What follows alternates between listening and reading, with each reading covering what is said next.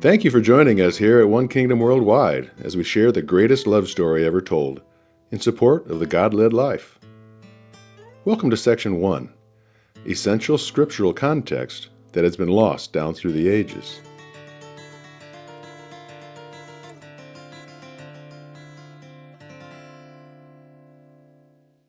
In the last episode, we mentioned the 12 growing the 70, and the 70 growing the 500. But how might it have happened? The same way that it can for any person or pastor. Just like people and pastors today, Jesus didn't have time for conversational learning with everyone.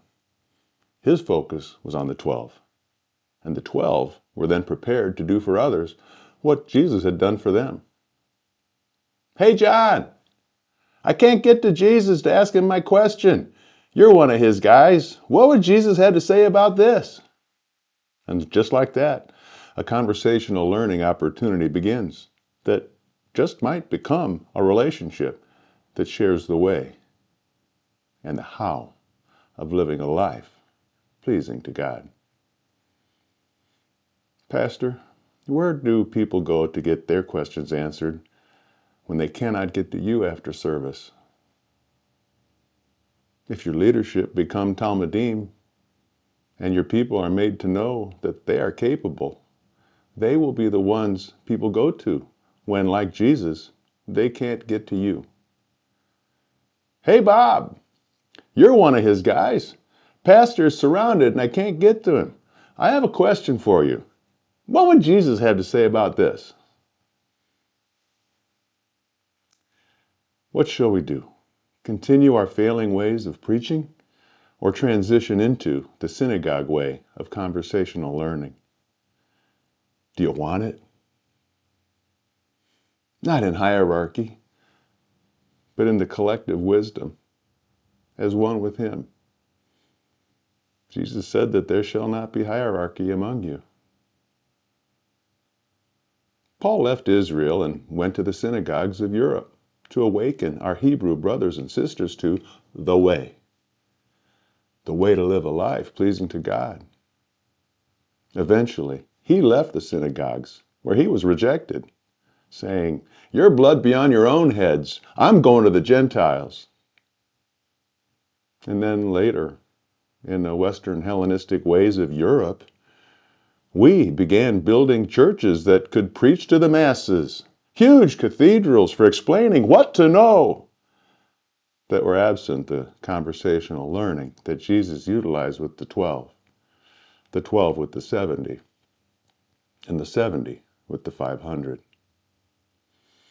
Conversational synagogue learning became cathedral preaching of the what? Individualistic, Hellenistic, teaching the what to Westerners as students and apprentices, neglecting the development of Talmudim who are making Talmudim through conversational learning of the how to live a life pleasing to God as followers of the way.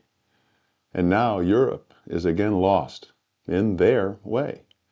Individuals taking in information and deciding for themselves what is good. 3 years of training by Jesus in the way, followed by the gift of the internal presence of the Holy Spirit after his resurrection, was enough for his Talmudim to be ready to begin going for the making of Talmudim in every nation, baptizing people into the internal life-giving presence of the Father and of the Son and of the Holy Spirit. But we don't have to wait 3 years to receive the Holy Spirit. We can have the Holy Spirit right away. Why do we still have students and apprentices decades later? Paraphrasing Hebrews chapter 5, starting at verse 8, ending chapter 6 at verse 12, we see, "Dear pastor teacher, what have you produced? Have you made them Talmudim? By this time, after so very many years, they ought to be teachers by now, too."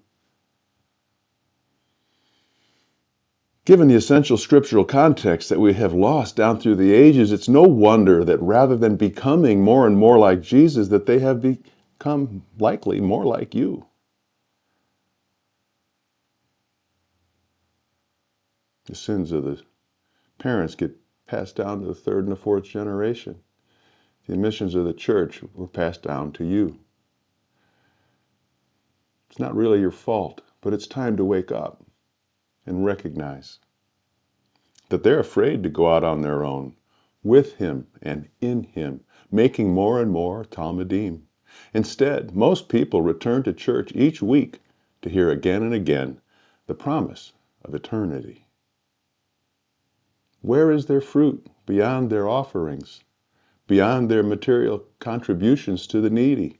How many are coming back in with joyful reports of new Talmudim in the making, as happened in Mark 6, the day that Jesus fed the 5,000? By this time, our people ought to be teachers too. But our people rationalize, I'm not a pastor. I'm not trained in teaching, so I don't speak up and share the greatest love story ever told. Instead, I tell people, go to church. Please reread Hebrews chapter 5, beginning with verse 8, ending chapter 6, verse 12. Acts 7 and Acts 17 emphasize that God will not be contained by physical structures, that his presence now dwells within his people, remembering that we are closing a net of 8 churches each day here in the USA, and that we are now God's mobile temples. What shall we do with our church staff and church buildings? How many tent makers like Paul do we need to have as pastor teachers? How many staff should be salaried? How many churches do we really need to live as communities pleasing to God? How might each community consolidate in unity? Well, that will require the divisions to find unity. In oneness with God and the collective wisdom he will provide. If we will ask for wisdom, he will give it to us, and we will return to lives lived as Talmudim, making Talmudim. Before the beginning, Jesus said, I will go when the time comes and draw them all back. And then he gave us the Holy Spirit, that we would become the mobile temples for humanity, him dwelling within each of us. We have running water, flush toilets, electricity, and cars, none of which they had. They had camels and donkeys and pretty much just walked. Our lives are so easy compared to theirs, our suffering nothing compared to Jesus or theirs. Jesus tells Talmudim to go. The New Testament identifies that God does not live in structures built by man, but lives on in each of us now. It also says that we must gather together. But it is a temptation to man to build churches that end up sliding away from remembering that he is in us and that these buildings are just places that sap our resources.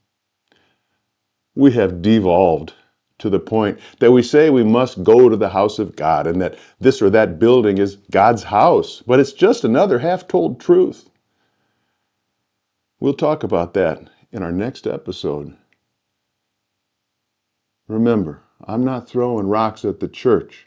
I'm trying to awaken us to why we're closing a net of 8 churches every day in the USA. See you next time.